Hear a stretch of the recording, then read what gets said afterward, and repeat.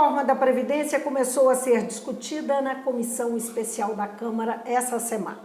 A proposta segue com resistências em diferentes níveis da oposição e do grupo de partidos conhecido como o Centrão.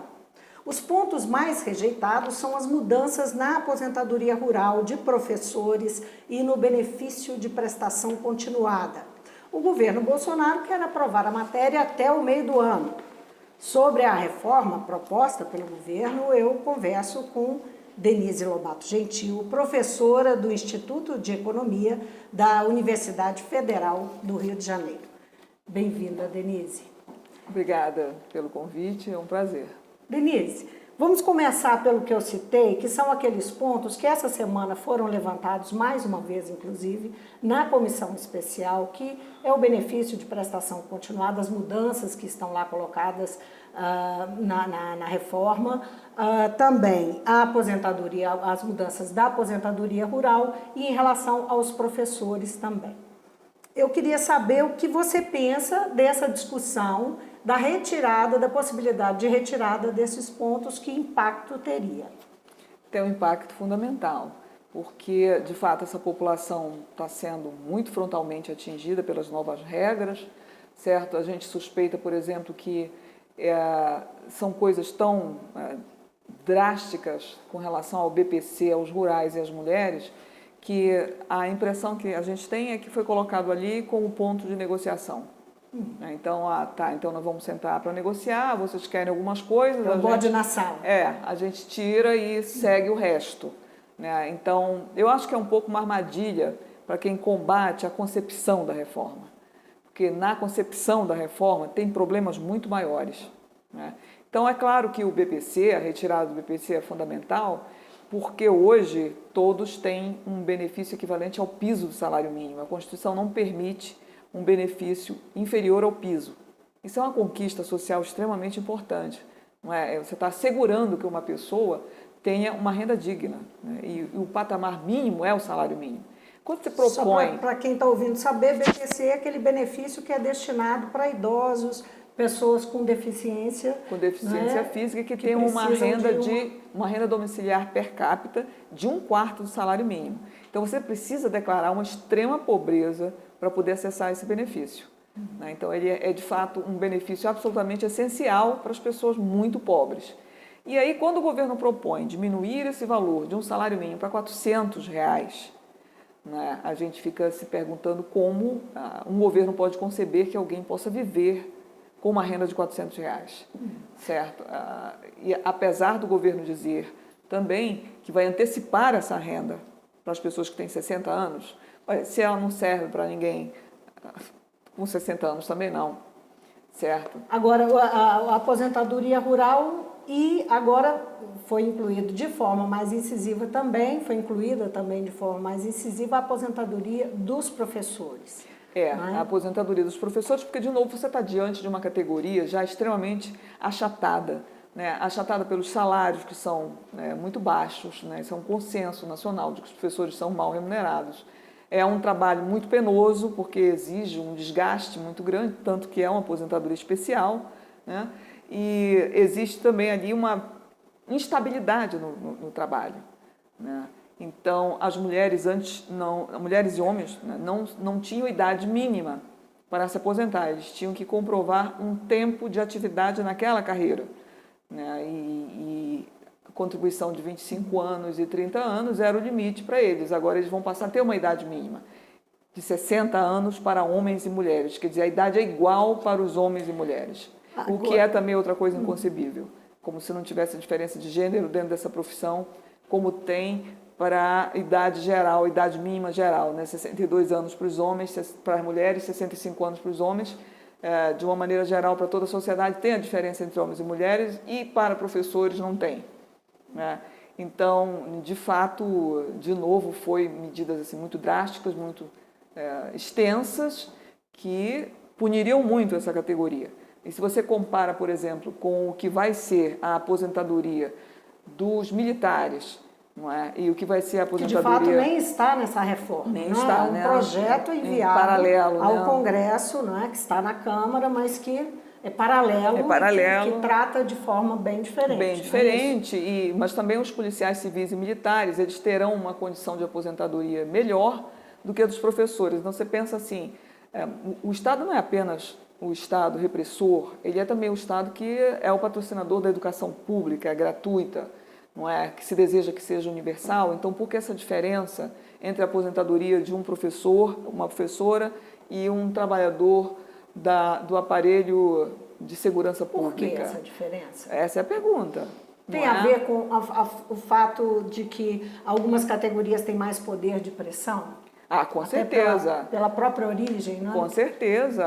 O bloco que chegou ao poder, né, o bloco de políticos que chegou ao poder, ele tem nas forças militares e de policiais civis uma grande representação no Congresso, né? Agora, Denise, essa reforma, ela foi apresentada pelo governo como uma reforma que vai atacar desigualdades, né, falando dos servidores públicos, atacar privilégios e reduzir desigualdades no país, né, na medida em que ataca privilégios. Para isso, propôs uma escala de alíquotas de forma progressiva, que traria outra realidade né, para os servidores, para o pagamento da Previdência. Enfim, tem aí algumas alterações para os servidores que eles são, assim, digamos, um alvo preferencial. Como é que você vê essa abordagem do governo em relação ao servidor e o que do seu ponto de vista, ela representa no bojo da reforma, né, na reforma como um todo? O governo levantou esse argumento para ter apoio popular para a reforma, não é? Então, ele elegeu o servidor público como o alvo dessa reforma. Então, ele quer transferir o ódio da população para os servidores públicos, né? Olha só, eles são os privilegiados e eles estão, por causa do privilégio deles, prejudicando vocês que são os mais pobres, certo? Então, esse discurso é muito facilmente palatável para a população, não é? Mas ele é enganoso, não é? Por que ele é enganoso? Em primeiro lugar, porque a reforma, ela não objetiva combater privilégios, não é? Quando você entra na reforma, você percebe que 84% dos recursos que serão economizados, eles vão ser economizados sobre os ombros das classes populares, né? Dos mais pobres, aqueles que pertencem ao regime geral de previdência social. Então, o governo faz um discurso de que vai atacar o privilégio, mas não vai. Ele vai fazer um ajuste fiscal para os pobres. Aliás, ajuste fiscal nesse governo é o ajuste fiscal para pobres, né? Os privilegiados vão considerar intocáveis. Por quê? Porque se o governo de fato quisesse, né, fazer uma redistribuição de renda, quisesse atingir os privilégios, ele não fazia, em primeiro lugar, uma reforma da Previdência, ele fazia, em primeiro lugar, uma reforma tributária, não é? Que aí, através do imposto de renda, ele ia atingir a todos os privilegiados, não apenas os servidores, já que ele acha que os servidores são privilegiados, não é? Então, na verdade, você vê que há um discurso e há uma prática dentro da proposta de reforma. Ele vai atingir trabalhadores rurais, como você colocou anteriormente, professoras, né? Vai atingir severamente as mulheres. Então, é uma camada, né, da população que recebe um salário mínimo, na sua grande maioria. Nós temos hoje 30 milhões de aposentados, dos quais 23 milhões desses 30 milhões recebem apenas um salário mínimo. E o que o governo pretende fazer? Reduzir o valor da aposentadoria, aumentar o tempo de contribuição em 5 anos, certo? E aumentar a idade de aposentadoria para as mulheres. Antes da gente evoluir nas questões propriamente propostas, né, por essa reforma, eu queria que você respondesse sobre a sua visão da necessidade de uma reforma previdenciária, levando em conta as argumentações que são feitas, né? A principal delas, e imediata, é a questão do nosso rombo fiscal, né? O país não fecha as contas e tem um déficit monumental. Isso é um fato que nós estamos enfrentando já há alguns anos. A outra questão que se fala muito é que a população está envelhecendo. Então, primeiro, esses dois grandes argumentos, antes da gente evoluir, que depois eu quero falar de capitalização. Certo. Depois a gente evolui também para... A gente volta à questão se os servidores são ou não privilegiados nessa história. Podemos voltar. Que isso é uma questão decisiva. Sim. Tá? Então, o governo argumenta, o argumento, assim, o abre-alas da reforma é que nós temos um déficit de 195 bilhões no regime geral de previdência social. E que esse é o principal motivo de se fazer a reforma. Nós temos um sistema em regime de repartição, regime solidário, que está fadado ao desastre atuarial e ao desastre fiscal. Esse, o ministro disse várias vezes, nós temos um regime que não se sustenta, né? Ele está fadado a ser um avião que vai cair a qualquer momento, certo? Bom, mas o que não entra no discurso do governo, né? Há uma seleção dos dados fiscais que são apresentados, eles são seletivamente, eles são selecionados de forma a dar corpo a um discurso, para calar opositores, né? Para imobilizar os indecisos, para instituir e manipular o medo sobre o futuro, né, que discurso é esse? Quais são esses dados? O discurso nós temos que fazer uma reforma hoje ou você não vai ter aposentadoria amanhã. Né? Bom, o que o governo não conta? O governo não conta, né, que ele pode ter outras alternativas menos gravosas para a população mais pobre, para colocar na mesa, que ele não coloca. Por exemplo, o governo não coloca que entre 2005 e 2015, esse sistema que ele diz que vai ser um avião em queda livre no futuro, deu um superávit de 920 bilhões de reais, que foi acumulado durante todos esses anos entre 2005 e 2015. O que foi feito desse superávit? Por que esse superávit não foi compor um fundo para que nos momentos de crise econômica, de forte recessão, como a gente está vivendo agora, esses recursos estivessem lá para cobrir o déficit? Como é que se faz da mesma forma na França? Eu acho que só para dar para entendimento ao que você está dizendo, havia déficit porque tinha muita gente empregada, não é pleno emprego no país e muita gente contribuindo. Havia superávit. Sim. Havia superávit porque tinha um forte nível de emprego, né? Nós tínhamos uma economia em crescimento, uma taxa média de crescimento de mais de 4% ao ano. Então, quando a economia... Nos últimos anos, nós tivemos uma economia em recessão, em queda e etc. Agora parada e um desemprego forte. Então, de 2016 para cá, nas contas do governo, o sistema entrou em déficit, né? Então, o governo não fala disso. Quando o déficit, pelas razões que o governo lá mensura, que não são as mesmas minhas, depois eu posso explicar porque eu não concordo com a ideia do déficit, eu acho que é tecnicamente incorreto falar em déficit, o governo parte para uma reforma extremamente agressiva, esquecendo o passado, certo? Não fazendo o diagnóstico correto do déficit, né? Outra coisa que o governo não menciona, as enormes renúncias de receitas que ele pratica anualmente, certo? Por exemplo, as renúncias tributárias do governo chegaram a 287 bilhões em 2018. Que renúncias são essas? O governo renuncia, por exemplo, à arrecadação de empresas que trabalham na área de saúde, ou clubes de futebol, ou então exportadoras, né? O pessoal da área rural todo que exporta é desonerado. Popularizado como desonerações. Desonerações. Né? A folha continua extremamente desonerada. Não é? O governo diz que foi buscar, que foi atrás nessa desoneração, não foi, os valores continuam os mesmos do passado, extremamente altos. Então me diga, se você tem um sistema que é deficitário, por que você faz renúncia de receitas? Ou esse sistema não é deficitário, ou você está provocando déficit ao fazer renúncia de receitas, certo? O governo também não conta para a população que quando houve um leilão do pré-sal, no último leilão do pré-sal, as empresas vitoriosas, que eram empresas estrangeiras, empresas como a ExxonMobil, a Repsol, a CNOOC, a CNODC, que são duas empresas chinesas, certo? Empresas do Catar, empresas riquíssimas, exploradoras de petróleo no mundo, né?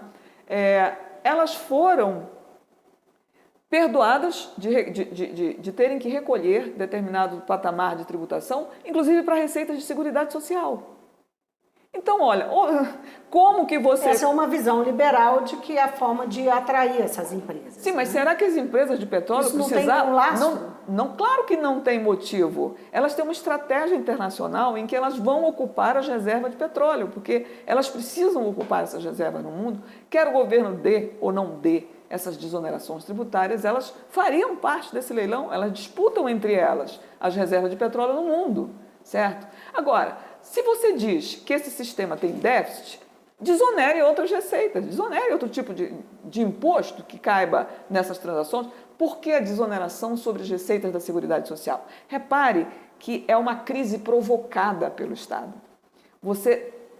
A estratégia é levar o sistema ao déficit para fazer a reforma mais dura possível, não é? Porque a reforma mais dura possível vai encaminhar os brasileiros para os fundos privados de previdência que são vendidos pelos bancos. Então, é uma estratégia associada ao mercado financeiro. Totalmente do seu ponto de associada. Vista, é isso que está acontecendo. Também não tem...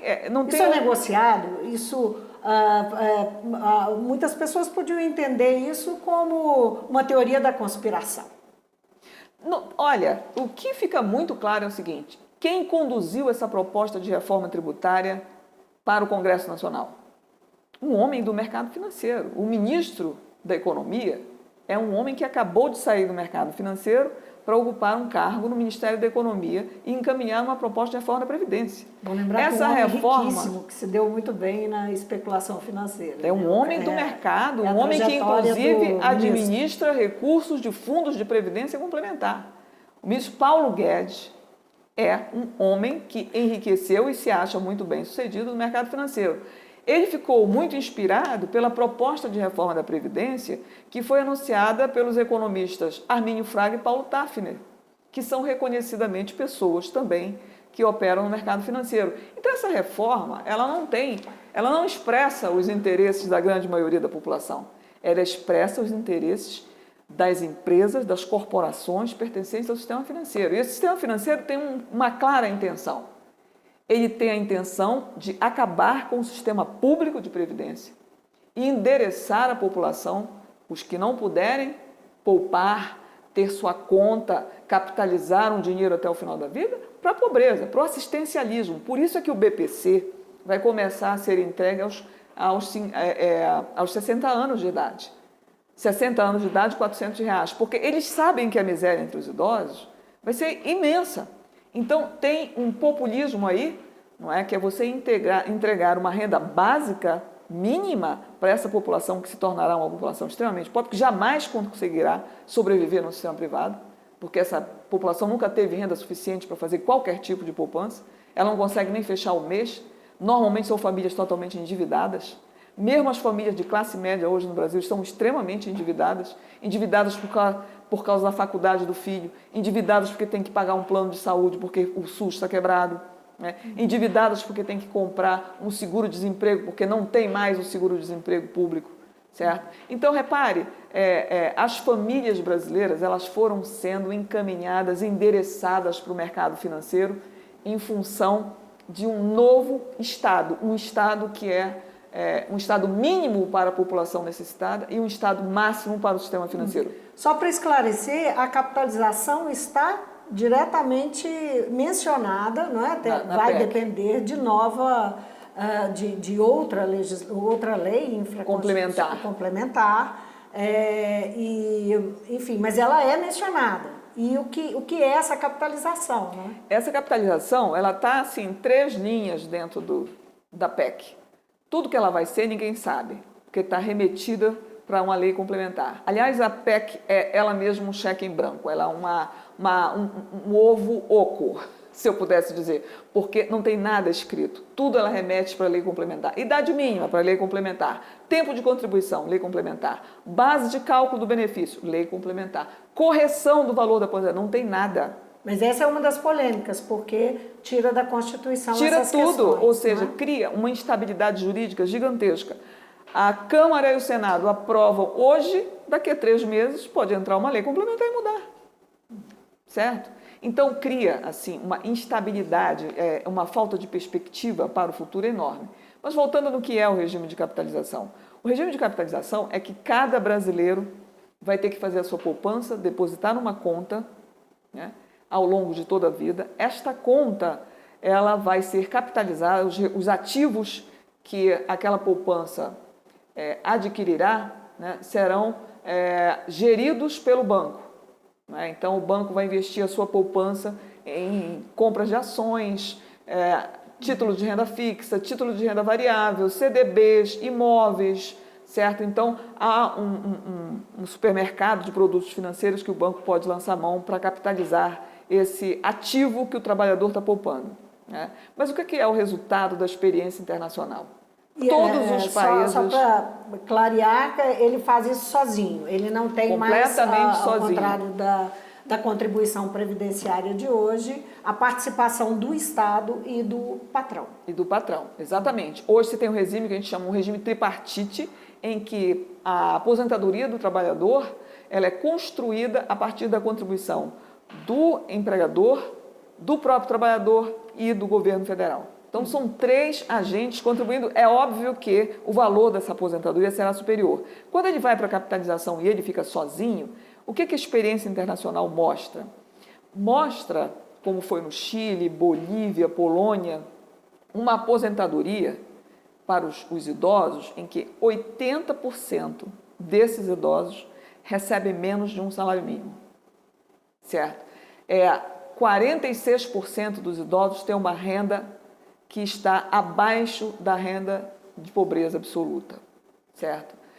Mais de 50% dos idosos, né, na verdade, 50% dos aposentados recebem uma renda que é 36% do último salário que ele tinha quando estava na ativa. Então, isso gerou, no Chile, uma pobreza gigantesca. Agora, Denise, só para a gente, nós estamos aqui caminhando já para o final, eu queria retomar rapidamente, só para a gente fechar, porque você disse que queria complementar a questão do servidor, e depois eu quero finalizar com uma outra questão. Então, nós precisamos ser objetivos. O que você queria complementar em relação ao servidor? O servidor, que é o bode expiatório dessa reforma, tem uma condição que a população desconhece e que é preciso esclarecer. Em primeiro lugar, desde 2013, já houve uma reforma em que o servidor não ganha mais do que o teto do INSS. O servidor ganha 5,8 mil reais igual ao trabalhador do setor privado. Certo? Então não tem mais privilégio. O governo fica tratando a questão como se... Na verdade, quem entrou no serviço público até 2003 é que tem essa situação de realmente aposentar com a integralidade. Não é? Agora, o que é preciso dizer? Esse servidor que ingressou antes de 2003 e que vai ter integralidade e paridade, ele só terá, né, se ele tiver 65 anos de idade homem e 62 anos se for mulher, certo? E mais, ele vai contribuir até o fim da vida dele. Ele continua contribuindo, o que é uma situação que só existe no Brasil. Uma pessoa se aposenta e continua contribuindo até morrer. Né? O servidor público é assim para o servidor. E mais, se ele morre, a pensionista dele também vai contribuir até a morte. Certo? O que faz com que esse indivíduo, quando se aposenta, ele gere mais receita do que gasto. Certo?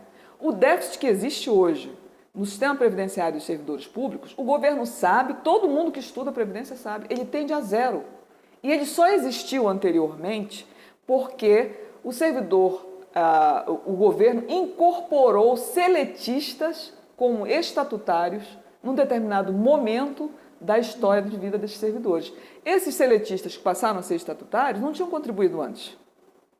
Então o sistema começou a vigorar com déficit. Esse déficit foi diminuindo ao longo do tempo. Porque isso as pessoas vão aposentando. Porque várias reformas foram feitas para os servidores públicos. E hoje há uma condição de unificação das aposentadorias dos servidores públicos com os trabalhadores do setor privado, mas o governo é incapaz de dizer isso para a população e, num gesto de pura covardia, continua tratando os servidores públicos como os grandes privilegiados da economia brasileira, né? Agora, só para a gente arrematar essa conversa, a gente não pode deixar de mencionar que o governo tem encaminhado um discurso que permeia os ministros, as lideranças do governo no Congresso, enfim, líderes de bancada do partido, líder de bancada do partido do presidente, enfim, os representantes do governo dizendo em uníssono que o governo, para ajudar os estados, para ajudar os municípios, precisa fazer um pacto, e esse pacto passa pela aprovação da reforma da Previdência. Por exemplo, em relação aos cortes, também que foram muito criticados, os cortes à educação, que estão sendo muito criticados, que estão na linha de tiro, não é, da resistência a esses cortes. Foi dito claramente no Congresso que isso depende, né, para que seja suspenso, o próprio ministro disse, que depende, então, de uma aprovação da reforma da Previdência. Enfim, a reforma da Previdência seria a grande saída para resolver o impasse fiscal, que todos esses problemas têm origem, tanto dos estados, municípios, quanto da educação, estão lá originários, segundo o governo, na questão fiscal. Vou responder em duas partes. A primeira parte é o seguinte: a estratégia que o governo tem utilizado é a estratégia da chantagem, não é? Então, ele está usando o bloqueio das verbas da educação como condição para aprovar a Previdência. Eu acho que esse foi realmente o tiro no pé, porque ele vai mobilizar a sociedade inteira contra a reforma da Previdência, certo? É a chantagem. Vai afetar a reforma? Em que o tiro, por falar de bala, linha de tiro e etc., vai sair pela culatra, não é? Definitivamente, eu acho que ele vai conquistar a antipatia de toda a população, porque os alunos têm o seu futuro interrompido, né? Bolsas foram canceladas, a Universidade Federal do Rio de Janeiro não tem verba para funcionar no mês de junho mais, ela só vai fechar o mês de maio, então não vai ter recursos para pagar a água, a luz, a vigilância, a limpeza, não vai ter como trabalhar lá dentro, então os pais vão ver os seus filhos parados, o futuro daqueles rapazes interrompidos, a viagem que ia ser feita para o exterior com bolsa não terá mais. Você percebe? Então, ele mexeu numa casa de marimbondos. A segunda coisa aqui, mas o governo explora esse medo da população, de uma população movida pela insegurança econômica, né, pelos empregos instáveis, de baixa remuneração, né, alta taxa de informalidade, baixíssimos salários, não é? Tudo isso muito explorado, é uma forma de terror fiscal, não é, que o governo utiliza. E o que ele dá em troca? A solução será a reforma da Previdência. Só tem um problema: a reforma da Previdência não veio para resolver um problema fiscal. E eu quero deixar isso aqui muito claro. O regime de capitalização, em todos os lugares do mundo, sem exceção, onde ele foi implantado, ele aumentou o déficit e aumentou a dívida pública nos 20 anos seguintes à sua implantação. Para você ter uma ideia, há países em que o custo de transição de um regime antigo para o regime novo de capitalização custou 18 vezes mais do que o previsto. O Chile, voltando para o caso exemplar do Chile, que tinha um déficit na Previdência de um pouco mais de 2%, ele passou a ter um déficit de 5% do PIB nos 20 anos seguintes à implantação. E foi lá que o ministro fez a implantação do regime de capitalização. Ele sabe que o regime entra em déficit imediatamente. Por que entra em déficit? Porque quando você cria um regime novo e as pessoas passam a contribuir para esse regime que acabou de surgir, elas deixam de contribuir para o regime antigo. Sim. Mas só que aqui tem um bloco... Especialmente os mais jovens, que vão entrar no Exatamente. mercado de Só trabalho. que aqui tem aposentados que o governo precisa continuar honrando o pagamento. Então surge o déficit no regime antigo, que o governo vai ter que cobrir. E para ele cobrir esse déficit, ele precisa emitir títulos públicos. A dívida aumenta e, portanto, não se resolve o problema fiscal. Além disso, né, todas as experiências mostraram que quando essas pessoas do regime novo começam a se aposentar, as aposentadorias são muito inferiores àquelas que eram previstas. Então, o governo é obrigado, em função do aumento enorme da pobreza entre os idosos, a complementar essas aposentadorias. Em todos os países em que esse regime foi implantado, o governo teve que aumentar o gasto, não apenas com os idosos do passivo do sistema existente anteriormente, mas com complementação da aposentadoria daqueles que entraram no regime de capitalização. Então, é um papo furado, uma mentira deslavada dizer que essa reforma vem para resolver um problema fiscal. Ela vai agravar o problema fiscal. Então, nós estamos diante de muita mentira, de muita manipulação, de discursos completamente enviesados para atender aos interesses do sistema financeiro. É a única explicação. Denise, muitíssimo obrigada pela sua presença, que enriqueceu tanto uma série de entrevistas que nós estamos fazendo sobre a reforma da Previdência, que é um assunto que atinge a todos.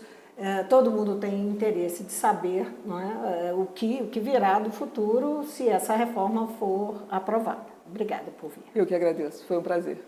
Eu conversei com a professora Denise Lobato Gentil, que é professora do Instituto de Economia da Universidade Federal do Rio de Janeiro. Nós falamos, então, como eu mencionei, reforma da Previdência, falamos sobre diversos pontos e a opinião da professora sobre as consequências dessa reforma para a economia brasileira. Obrigada pela sua companhia e até o próximo programa.